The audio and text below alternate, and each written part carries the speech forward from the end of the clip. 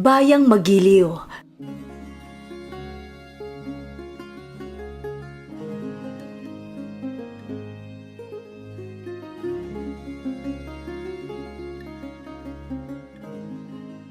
Duyang ka ng magiting. Sa manlulupig, di ka pasisiil.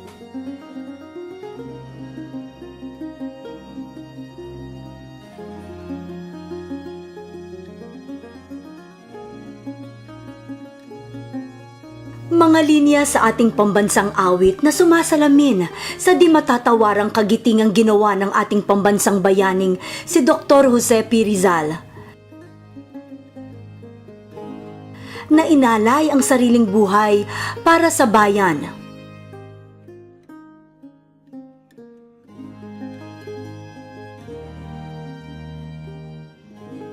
Sa bantayog na ito ni Rizal na matatagpuan dito sa Luneta Park o mas kilala noon na Bagong Bayan ay ang eksaktong lugar kung saan siya binaril at kinitila ng buhay ng mga sundalong Kastila noong December 30, 1896.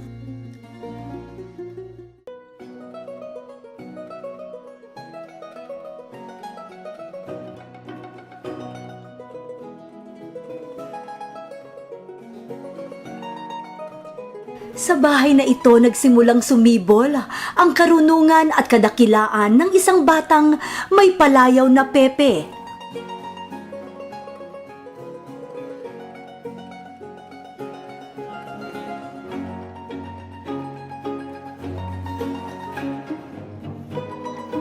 Nung bata si Rizal, ang una niyang guro ay ang kanyang magaling at mapagmahal na ina.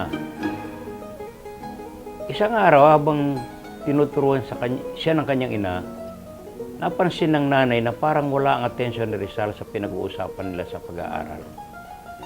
Napansin ng nanay nang tinitingnan ni Rizal ay isang maliit na gamo-gamo na umiikot-ikot doon sa ilaw, na parabang ang tingin ni Rizal, sabi niya parang hinahanap niya yung liwanag. Parang may hinahanap siyang misteryo. At nakahanda siyang ibigay ang kanyang buhay, makita lamang kung anong ibig sabihin ng liwanag na yan. Hindi pinapansin ni Rizal ang pagtuturo ng kanyang nanay, tiningnan lamang niya yung pag-ikot-ikot ng gamo-gamo hanggang mapalapit sa pinaka-apoy na nga ng kandila at nadarang ang kanyang buong katawan. Namatay siya. Ang sabi ni Rizal, namatay man siya ay natupad niya yung pangarap niya na makita kung anong ibig sabihin ng ilaw na yun. Kung titingnan mo yan sa balik-aral, para bang ang sinabi ni Rizal, kapag meron kang inahanap na isang bagay, na yung lahat ng lunggati, lahat ng pangarap mo ay nandoon, nakahanda kang isakripisyo ang lahat, pati buhay mo. So tingnan natin, sa pagmamahal ni Rizal sa kanyang bayan, napag-aralan niya, na kung hindi mo ibibigay ang kabuuan ng iyong sarili, ang buhay mo, ang pag-iisip mo, ang katawan mo, hindi natin makikita na aasenso ang ating bayan. Yun ang aral na nakita ko sa kwento ng Gamo-Gamo at kay Rizal. Mga kababayan mula Luzon, Visayas, at Mindanao, ako po si Lian. at ako po si Brian. At ito ang Kahangahangang Pilipinas.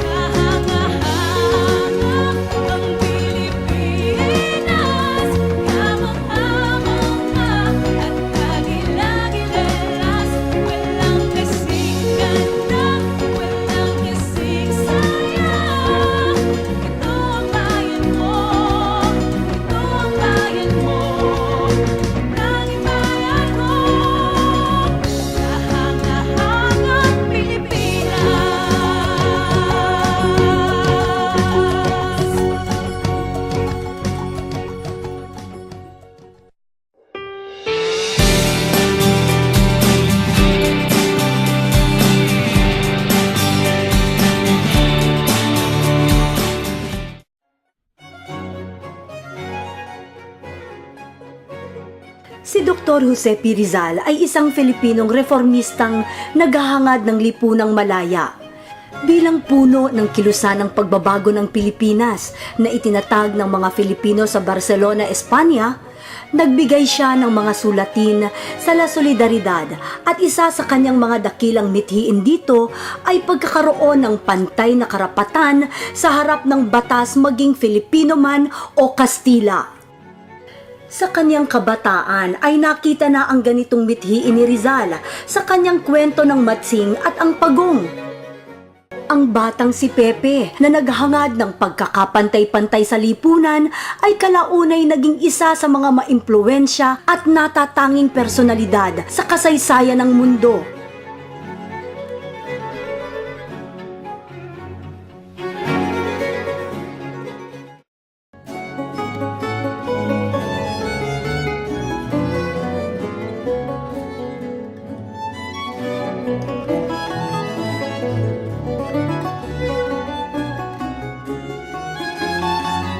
Kahangahangang Pilipinas,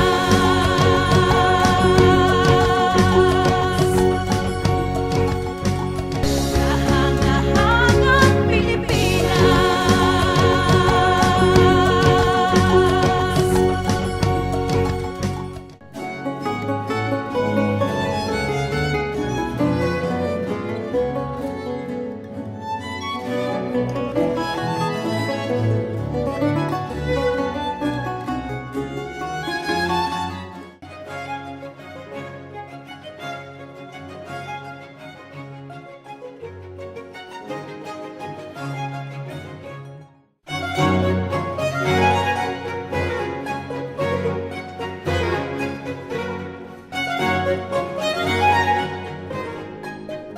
Jose Rizal is the first one to write a novel. That novel is the first anti-colonial literary manifestation in Asia. No Limit Tangere. No? And the Philippine Revolution is the very first anti-colonial revolution in Asia. No? So, tignan nyo mabuti. Nag-declare tayo ng sarili nating independence 1898 pa lang. Yung mga ibang Southeast Asian countries, after the war pa yan, nilalaya.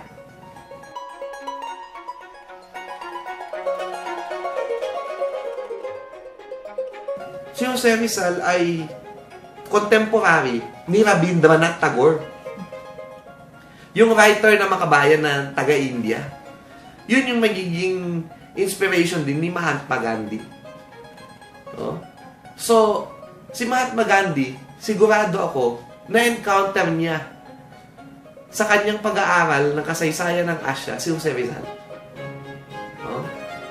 At kung ikakabit mo pa yung parang non-violence kay Jose Rizal, although he was for a revolution that will win, pero non-violent muna, let's exhaust all non-violent means and let us make revolution the final say.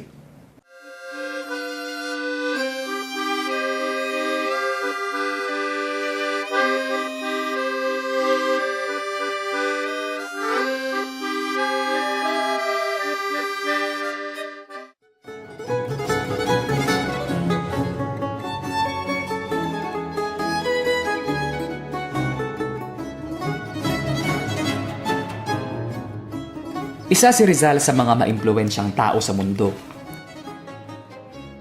Wala kang makikitang kasing talino ni Rizal. 22 lengguwahe. Pero pa yung 8 dialekto sa Pilipinas.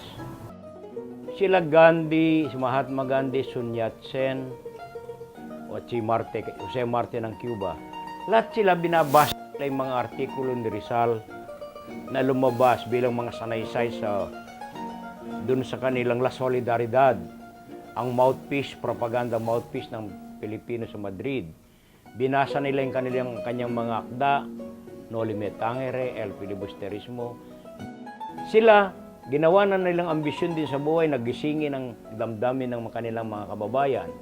Kaya nga kung tawagin siya ng mga political scientists, the precursor of nationalism in the whole of Asia.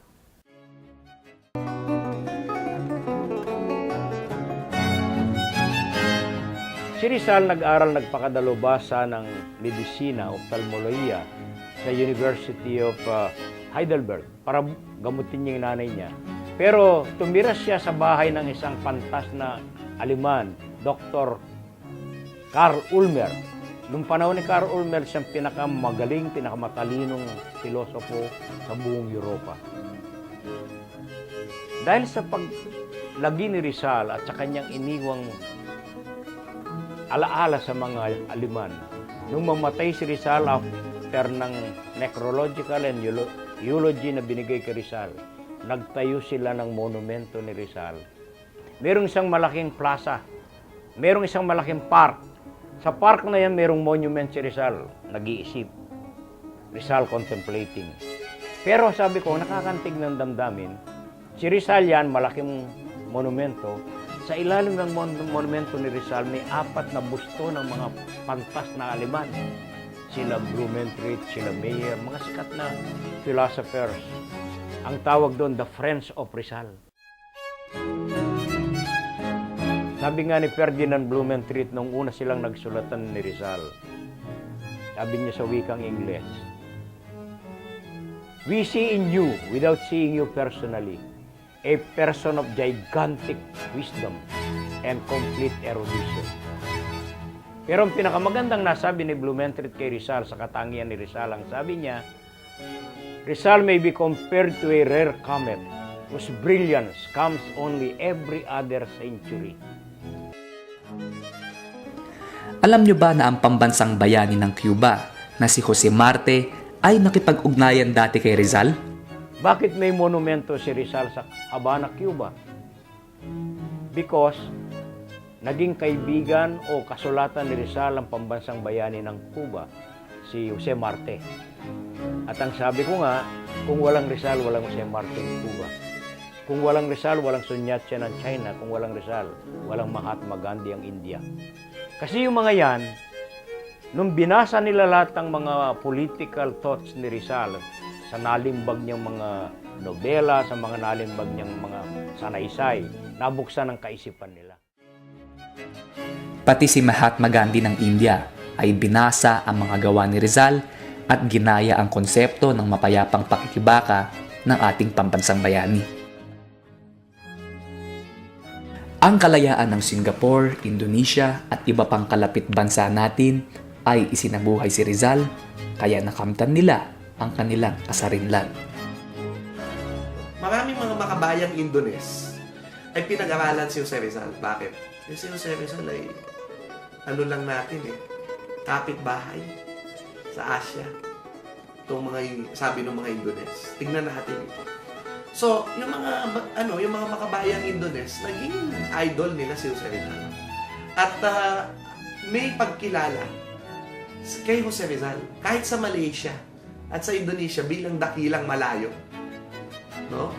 At in fact, ibinibilang si Jose Rizal sa mga bayaning Indones pagpunta niya sa dapitan. Sa palagay ko yung pagpunta niya sa dapitan, yan yung kanyang defining moment sa kanyang buhay, liban sa kanyang kamatayan. Kasi Rizal, plano tungkol sa Pilipinas. Nung nasa Europa siya, hindi naman niya magawa. Kasi pirming naglalakbay siya pasulat-sulat lang siya. Pero nung tinapon siya sa dapitan, doon niya nakakita. Uy, napakalungkot naman ang lugar na ito. Ang laki-laki ng dagat, walang nangingisda. So sabi niya, sige, pagandahin natin ang bayang ito. Gagawin ko ang lahat para sa bayang ito. So nung nanalo siya sa loto,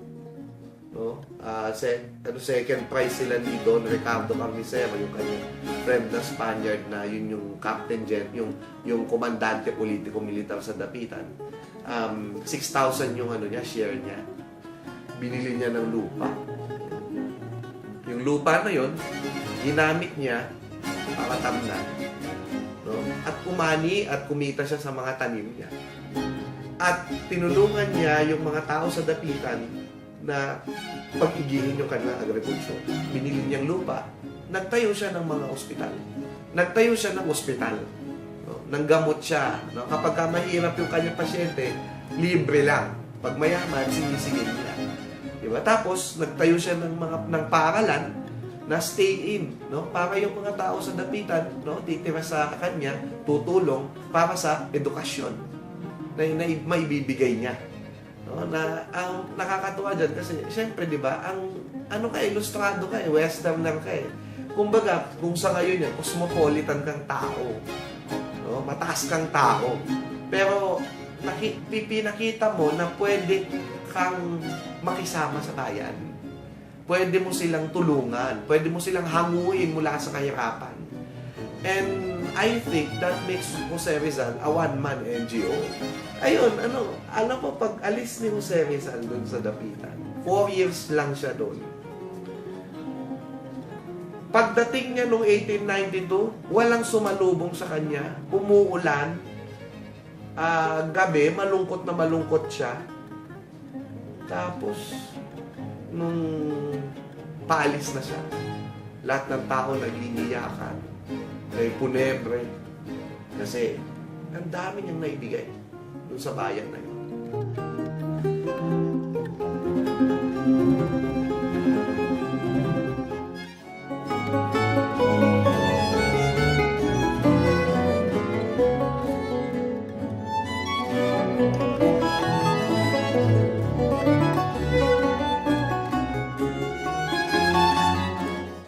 Kahangahangang Pilipinas.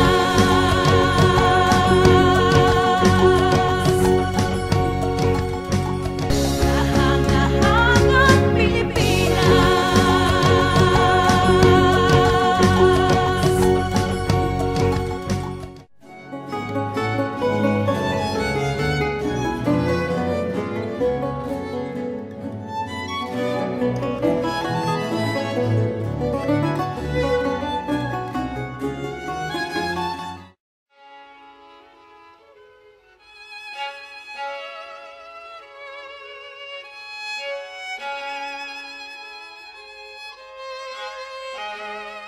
Ang totoo nun, nung mahuli si Rizal, papunta na siya ng Cuba. Ang inaaglay si Rizal ng ating mga kababayan at sabi nila, ay, paano mong gagawin bayani yan? Patakas na ng Pilipinas, gusto niyang maglingkod sa mga Kastila. May mga nagsasabi na duwag daw si Jose Rizal. Hindi daw siya dapat tanghaling national hero. Pinapunta ni Bonifacio ang mga sugo ng Katipunan at gusto si Rizal ang mamuno sa himagsikan. Ang sabi ni Rizal, wala akong balak mamuno sa himagsikan, pero gusto kong tumulong sa paghubog ng kaisipan ng ating mga kababayan. Gusto kong gisingin ang nag-aalab na damdamin ng magkamakabayan at maka-Pilipino. Galit na galit si Bonifacio, sabi niya, duwag si Rizal eh. Kobarde, sabi niya.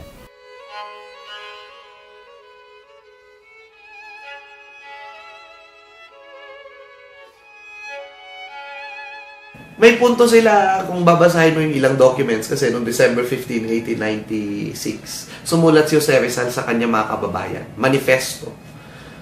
Sinabihan niya ng iba't ibang masasamang salita yung revolusyon ni Andres Bonifacio. Yung revolusyon ni Andres Bonifacio, revolusyon ng bayan yun. Mga tao ang gusto nang maghimagsik sa Espanya. Hindi niya sinamahan. Pero, inutusan niya sila, Sinto at ang lahat, intercept si Rizal sa kanyang pagpunta sa Cuba at ibalik sa Pilipinas. Kung ayaw niyang mamuno bilang buhay, maski patay, mamumuno siya. Itong mga punto na ito yung tinakel ni Renato Constantino doon sa kanyang Veneration Without Understanding. O yung sinasabi nila na, si Jose Rizal naman, mga Amerikano naman ang nag-ano sa kanya eh. Nagluklok sa kanya bilang national hero eh.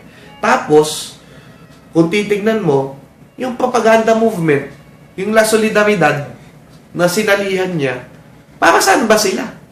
Di ba para maging Espanyol ang mga Pilipino? Ang hindi nila alam, silang dalawa ni Jose Marte ay may ugnayan. Ang sabi ni Rizal, gusto ko pagpunta ko ng Cuba, makita ko first-hand kung anong klaseng mga guerrilla warfare, kung anong mga revolutionary tactics ang ginagawa nyo dyan. Pagbalik ko ng Pilipinas, ituturo ko sa mga revolusyonaryo sa Pilipinas. Sabi ni John Schumacher sa The Propaganda Movement, yung Hispanization is just one step. Pag hihingi ka sa Spain ng pagbabago, hindi yan drastic. Hindi ka hihingi ng malaki muna. Litan mo muna.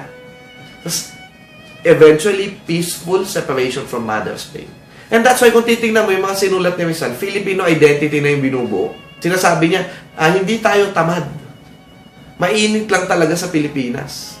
Kaya tayo laging gustong magpahinga.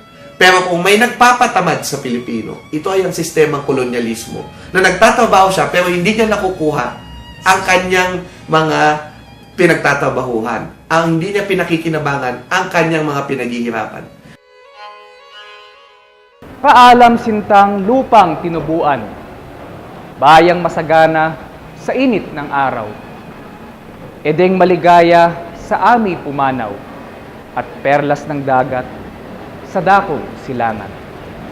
Ito ang unang talata ng Mi Ultimo Adios na huling tula ni Rizal na inalay niya sa Pilipinas bago siya barilin sa Bagong Bayan. Siya ang gamo-gamong pilit hinahanap at hinaharap ang liwanag mula sa kadiliman. Ang kanyang mga lathalain at pagsasakripisyo ng sariling buhay ang nagpaigting sa silakbo ng damdamin hanggang sa makamit ang minimithing kalayaan. Ang kanyang kamatayan ang nagbigay daan para makamit natin ang ating kasarinlan na ating tinatamasa hanggang sa ngayon.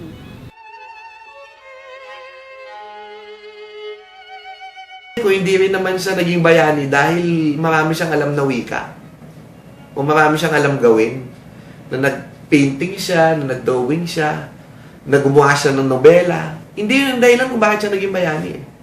Sa akin palagay, naging bayani siya kasi binuhos na yung pagmamahal niya sa lahat ng gawain na yun. Na lahat ng gawain na yun, inaalay niya sa bayan. Kahit gaano kasimple.